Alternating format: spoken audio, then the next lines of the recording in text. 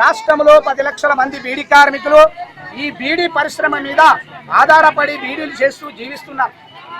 అదే విధంగా ఎలక్షన్ ముందు మా ముఖ్యమంత్రి గారు కేసీఆర్ గారు మీకు మీకు ఈ 1000 యజమాన్యాలు కూలి సరిగా ఇస్తలేరు, మీకు పని దొరకలేదు, మీకు 1000 రూపాయల పెన్షన్ ఇస్తని వాగ్దానం చేసి కేవలం 25% మందికి మాత్రమే జీవన భృతి వచ్చింది. 75% మాత్రమే జీవన భృతి వస్తలేదు. అర్హులైన బీడీ కార్మికులు ఎంతో బాధపడుతున్నారు.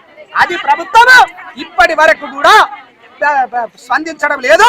దొంగసాటుగా అది ఆప్షన్ బంద్ చేసి వికలాంగులు ఉన్నది ఆప్షన్, వృద్ధప పెన్షన్లు ఉన్నది ఆప్షన్, విడోర్ పెన్షన్ ఉన్నది ఆప్షన్ దొంగతనంగా బంద్ చేసిండు ఈ కేసీఆర్. నువ్వు ఇస్తా అంటే నిన్ను ఇవ్వమన్నోడు ఎవడు? కార్మికులకు అందరికి ఇవ్వాలి.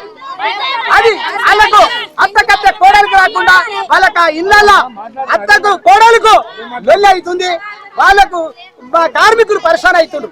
దీని మీద ఈ ప్రభుత్వం స్పందించి వెంటనే వారికి అర్హులైన బీడీ కార్మికులకు వెంటనే జీవన భృతి 1000 రూపాయలు ఇవ్వాలి. బీడీ కార్మికులకు 1000, బీడీకి 200 కూలి ఇవ్వాలి. లేని ఎడల నాణ్యమైన తుంకాకి ఇవ్వాలి. లేని ఎడల యజమానులపై ఈ ప్రభుత్వంపై నిరంతర పోరాటం చేస్తామని నేను పత్రికా ముఖంగా తెలియజేస్తున్నా.